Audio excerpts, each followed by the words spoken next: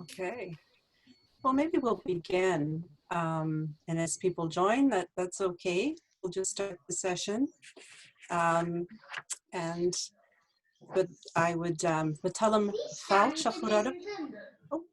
Falch arabuba gan frashact neachkan. Session meyerik. Agus smisha frangak ni an Owen. Machrul and Israel. Agus small machal hugavi call it even Jew.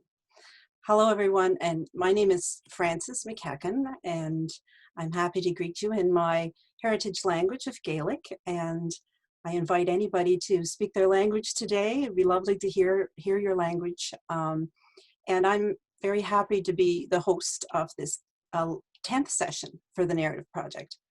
And it will be our final session for now as the summer and the beautiful weather comes on us.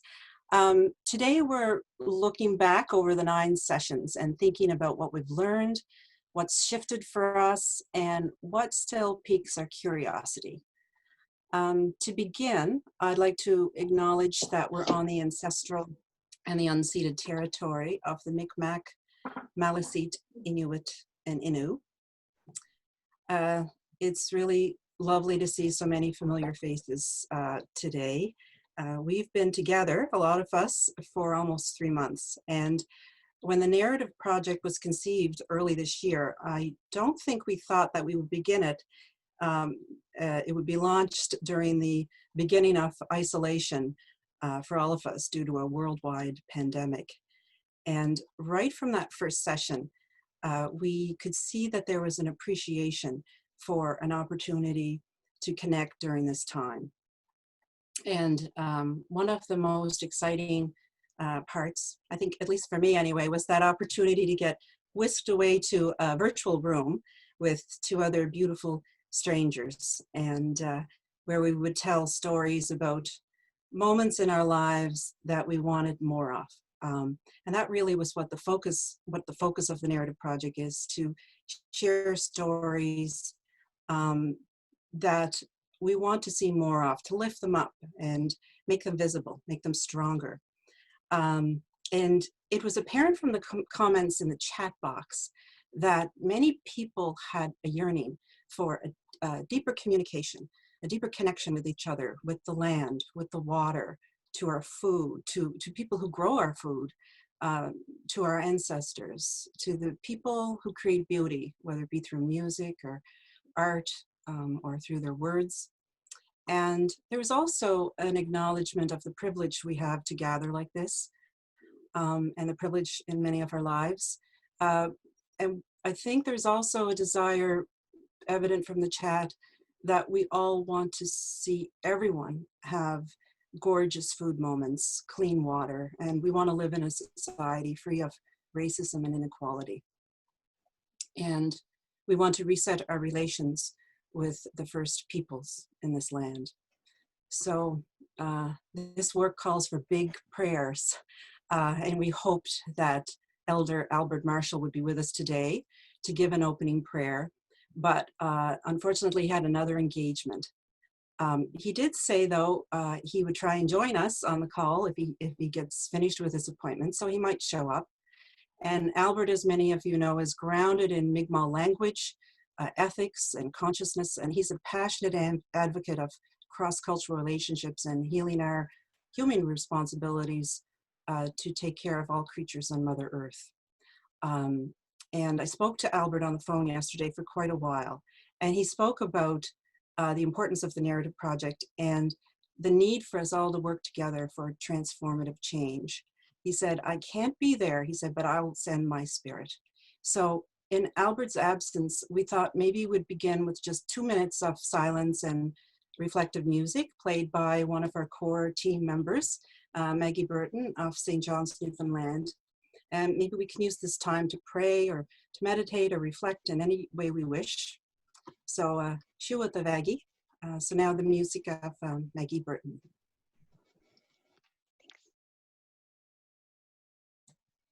This is a song from Cape Breton, sending out to Francis. This is by Jerry Holland. It's called In Memory of Herbie McLeod.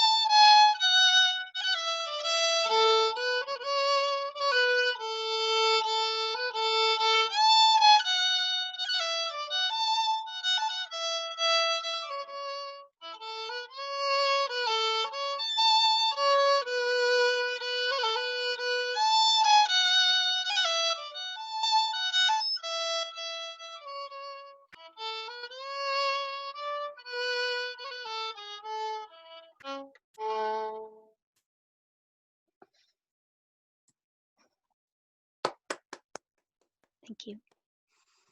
Oh, Tapaliv, Maggie, Tashaterachgal. That was just beautiful, Maggie. Thank you. And I was moved because that tune, I think, was, it reminds me that a young woman who died um, in the shooting in Nova Scotia played that tune on Facebook. And so it took me back and reminded me of that as well. So thank you. That's very lovely. I didn't realize that. Thanks. Yeah, she did play that. Yeah. Beautiful song. Mhm. Thanks. Well, we're going to move to our first breakout now. And today we're recognizing and we're noticing and witnessing the gifts that many of the guests and that you are our fellow travelers in the Narrative Project have brought to us and brought to the Narrative Project. So as summer arrives and on a beautiful day like today, it offers us so many gifts. And so the first question for the breakout group is, and Ulu will put this in the chat box, is tell us about a gift that you've received lately, either from being outdoors or for someone or from someone you live or work with, and take us to that moment. So each person will have 5 minutes to introduce yourself and ask the question, and the timer will be visible and Ulu will send reminders. So Hamendachas and Kort and Kari and Riv. I hope you enjoy your conversations. I guess Ishanu and Countach, and we'll see you in a short while. Benach Leif.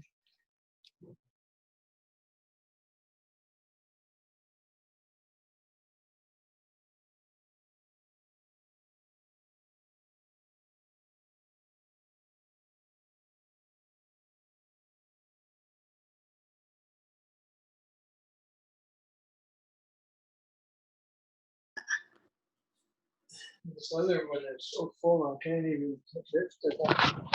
It's full. Let's see. Just wait a minute till everybody comes back. So I think we're all back, and we had a great conversation in our group about our gifts. And now for this part, we're going to actually look at a film that the Narrative Project team made that will help us to remember some of the moments from the last 9 weeks of the Narrative Project. And one of our regular participants, filmmaker Nick Philson, put this together. He put together the images and some of the sounds and the voices from our 9 sessions. And Nick is a director, producer, and storyteller at Yachana Pictures. And we're really grateful for him. He was stepped in short notice and enthusiastically created this video or this film. And Nick, I would like to invite you, if you want to say a few words about the film and maybe what inspired you to do it and anything else you want us to know about the film. Thank you, Francis. So yeah, thank you for the introduction. And I won't delay too long, but I just wanted to give you a little bit of context to how I have come to this project and how that sort of gave me an eye to putting the piece together that we'll be sharing with you. Next month will actually mark my 10th anniversary of living in Nova Scotia. I've greatly appreciated the journey that has taken me on, the people that I have met, the projects I've had a chance to work on. And I think what's really hit me about the experience on the Narrative Project is the depth of that connection, that it's allowed me to deepen my connection with the people and the place of this region.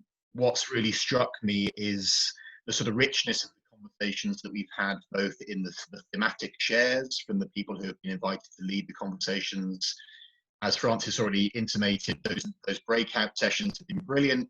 Every person that I've met, amazing perspectives, stories, experiences to share, and I've learned so much on that as well.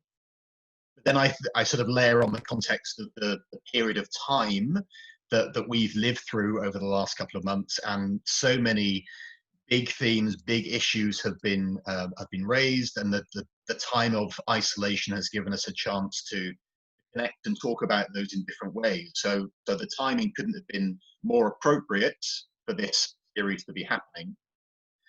And then to think about the amazing richness that we have in this region, when you think about culture and history and experience and passion and perspective. It's valuable not just in terms of a local and regional context, but nationally, globally.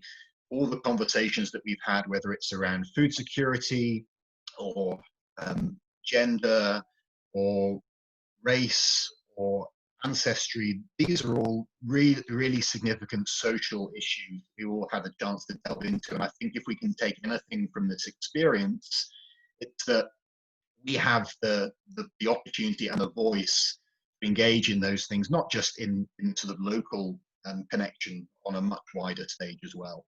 I think there's huge opportunity to really grasp some of these stories and see what we can do. So that's been a real joy to sort of go on my own journey through this. And then when Susan reached out to me last week and invited me to pull this together, I was very grateful to accept the opportunity. It's been fairly short turnaround to pull everything together, so I ask for your forgiveness for any roughness around the edges of this piece, and obviously we're taking content from Zoom recording, so the content isn't quite the optimum quality that we would all love to share with each other, but I think it gives you a sense of the path we've been on, and the stories that have been shared, and some of the perspectives that it is raised in all of us. So without further ado, I invite the host to roll the tape, and it's about 20 minutes. So I think it gives us a nice sort of opportunity to sit back and just remember this journey and let the experiences wash over us. Thanks, Francis.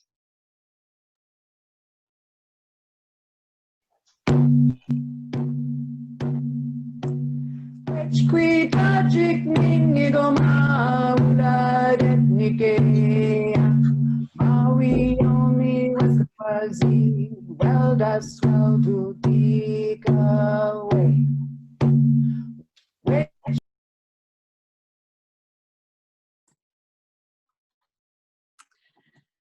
Oh, wow, Nick. That was just beautiful. It's very, very touching. Erachgal, just beautiful. And please feel free to leave any comments or any gratitude to make Nick in the chat. It was just a moving video, a real gift to us, Nick. And it's perfect for us to have that video in our minds when we go back into the next breakout session. You may recall from the invitation that we sent out for this week's session, we asked you to bring along an object or maybe a piece of writing, music, or art that was symbolic of something that stayed with you from these gatherings. Maybe it speaks to something that's shifted or questions that you still sit with. And it's perfectly all right if you didn't bring anything today. You can speak with your words or what you're feeling right now that comes from your mind and in your heart. That would be wonderful as well. So the questions which we will put in the chat are, what has moved you from an earlier session? Or what's moved you from watching the video? What's shifted for you in your life? What new things have you done? And what questions are you still sitting with? So we'll once again break into groups of 3 and have about 7 minutes each this time. And the questions will be in the chat box. So, Todas Ma'alev, safe travels to the breakout room, MacEachen and Countachkin and Tiv Rosh. So we'll see you back here in a short while.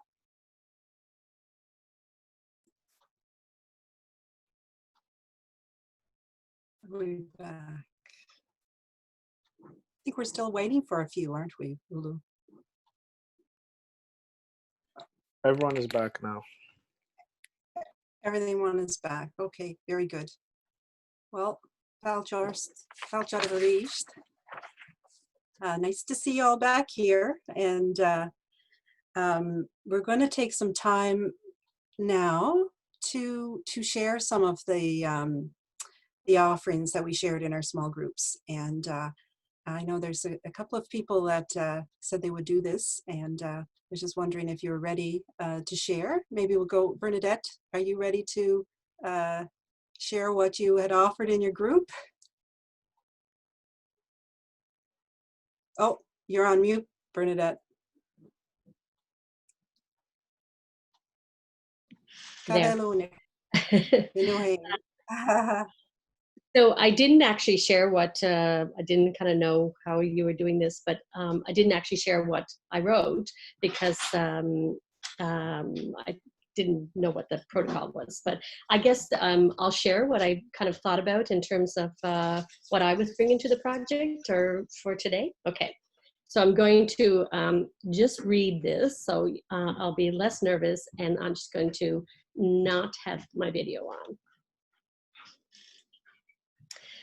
So tapaleta rangag agus hamidochas can be sha boasta. So I'm hoping that this will be a little tasty in terms of what I have to say.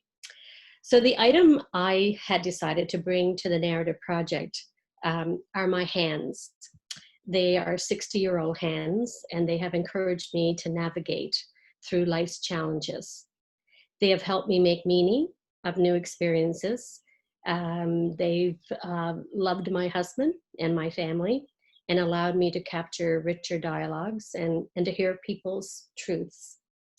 So here in Unamagi, I have been gifted with organic green space land and have had an aptitude to care for that land. So my husband, Ron, and I live as stewards of this land, which his ancestors settled on 200 years ago. Early in this project, we discussed farming and food production. Farms and gardens are a place where one's hands prepare soil for germination, foster growth, and harvest. As a child, even as a young adult, my hands were part of 30 communal hands in my home. And that ensured that my large family were able to sustain our food supply. I too used my hands on the farm. I recall when we butchered our meat hens, my hands were the perfect size to remove the entrails of a meat bird.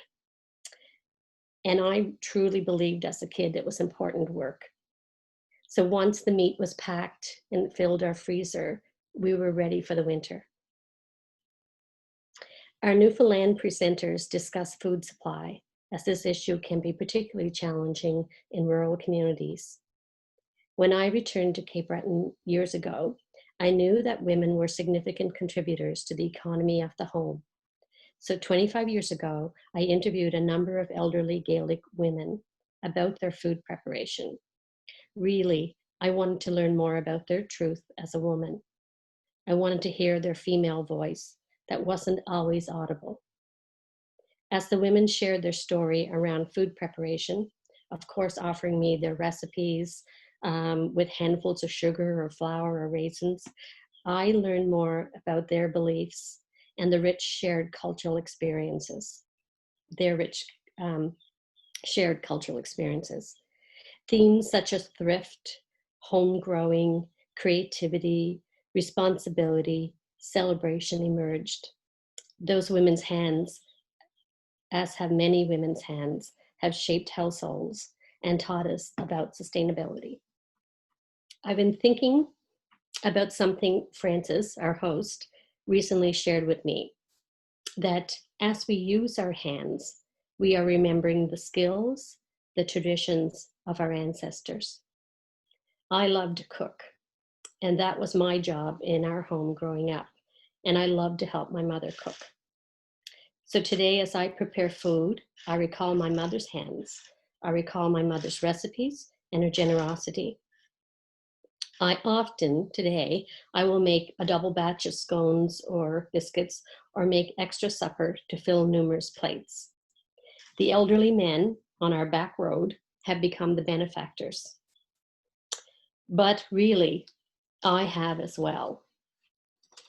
My productive hands and my husband's delivery system, that is a visit, mediate a subtle way for us to connect with our neighbors, to ensure conversations occur where we acknowledge the day, the weather, and each other. Some of the narrative project guests, presenters courageously shared their pain and trauma, but also shared their joy and capacity to heal and restore themselves to wellness.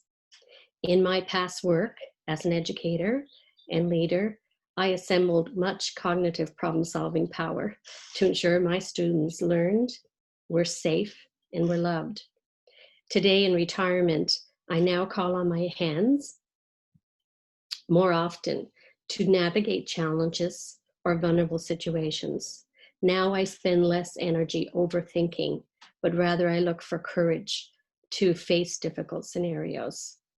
I use my hands with my rosary, and I pray to a female deity to help me bear witness to mine and to others' pain, and to accept the unexplained and to find courage to create change. My hands have become part of the healing process. So as I live in a Gaelic culture community, I noticed we communicate with our hands through song, dance, and music. Our hands are often instruments joined in song and dance, and rhythms are created. The rhythms are rich and active. And just like in a square set, our hands lead people together. They call us together. So my last thoughts are, more recently, during this COVID crisis, people are spending much more time Zooming, texting, talking, discussing, arguing, and even raging. And so I wonder when we can once again meet. And I wonder, might we make time to do simpler things together, like singing and dancing and cooking and planting and yoga and reading about Nova Scotia's diverse history and learning languages and even praying, just using our hands. I wonder, perhaps, might we feel deeper about each other? It's been a privilege to be part of this project.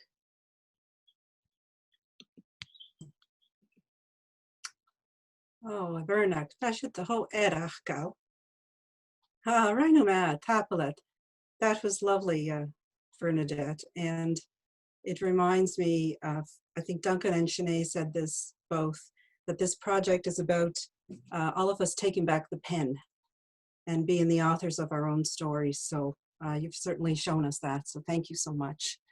Ulu, I was wondering if you would like to share with us some of your observations having been part of this project from pretty much the beginning. Thank you. The narrative project. I have come to realize and understand that we truly live in a world our questions create. To be honest, I am fully convinced that conversations are important, very, very important. Yeah, arguably the most important part of communication and learning. And thinking about how we live in a world with so many unanswered questions, I believe that conversations like that of the narrative project is surely a way to move forward. I like to see this as a journey.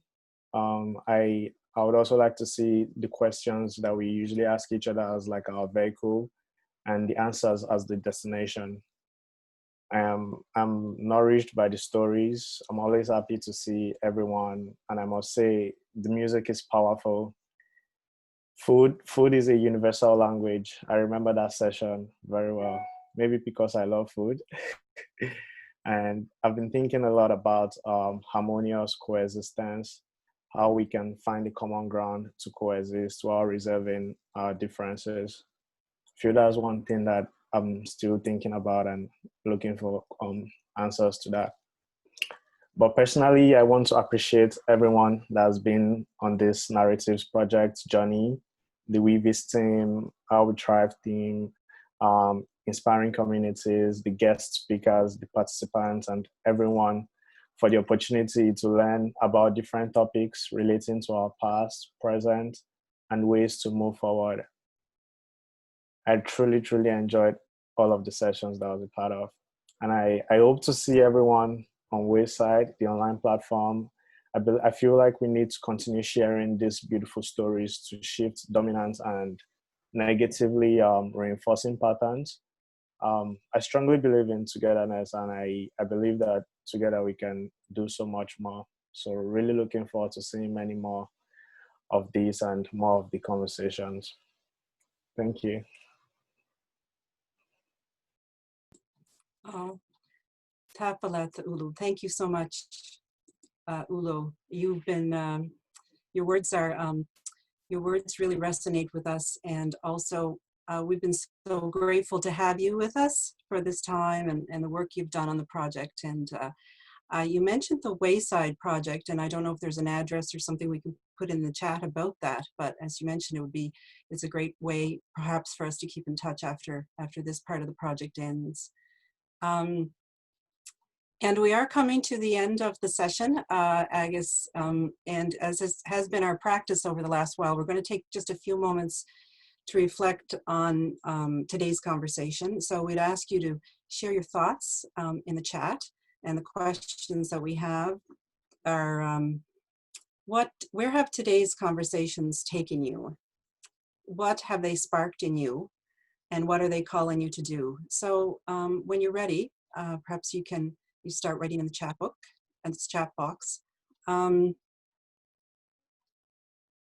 also I want to mention as well that I will be sharing a link to invite feedback about the Narrative Project, and we'll be sharing a link in the chat box about this just short survey that maybe you'd be inspired to take after the call to share with us some ideas and some of your other feedback about where we may go in the future.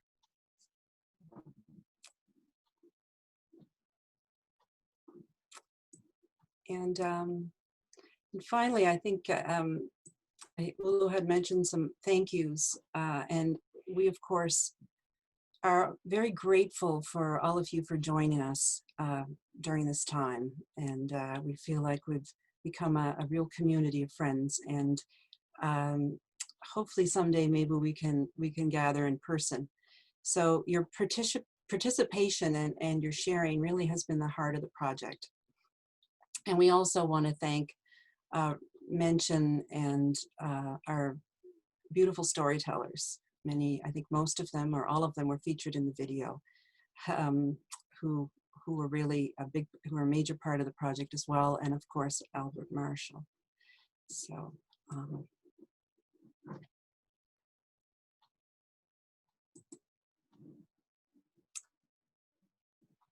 And we just have a couple of minutes, so maybe I'll share with you as we say goodbye. I had to think about something that I would bring to the project, and I was thinking about a song, and I was thinking about the songs that were composed in Nova Scotia from Gaelic bards, and there was a song that was composed by Malcolm Gillis of Margree, probably about 100 years ago. And I thought for me that the words in the song really spoke about our work in the Narrative Project, and the appreciation for Mother Earth and all her gifts. And I'll just read you just some of what the English translates into from the song, and maybe we'll just sing our way to conclude the project. And if you feel like it, we can pretend we're joining hands as we did one other time to sing to the song. But the English translation to Malcolm Gillis's song is, it's called Malwa Gahul, in praise of the rear. And he says that in the summertime, I like to be climbing about your brooks, primroses and daisies in abundance on every hill. And anyone who travels here will receive much kindness. You will see nature's work in ways that improve your zest for life, where you will find pleasant, sweet fruits and a forest of beautiful vegetation. Your health will be restored among the lofty mountains. So here's the song by Malcolm Gillis, and Tapali Vula Arish, Agus Hamindachs, Confekshiv Arish. Thanks everyone, and I hope that we get to see each other in person sometime. Yes. Stalam mora huvisa hula forach. Misknandanya kaora le mau yaunenari. Stalam mora huvisa hula forach. Stalam avis daura gidach machol joutig saprach agus neunen pelchgele orgachtolich. Stalam mora huvisa hula forach. Misknandanya kaora le mau yaunenari. Stalam mora huvisa hula forach. Verre heet horst down joa moran suchriks miskna sata noa zonna bigreimech donja stalam mora huvisa hula forach. Mistnandanya kaora le mau yaunenari. Stalam mora huvisa hula forach. He opet nater ani fame de chayach missen milish is kaya sali toyach salam mora huvisa hula forach. Misknandanya kaora le ma nyaunenari. Salam mora huvisa hula forach. Happily vula. Comors, keep writing. We'll stay with you till the end. And I'm not sure if there's any other Gaelic singers or any singers out there that want to just join in a song right now. I see some singers on here.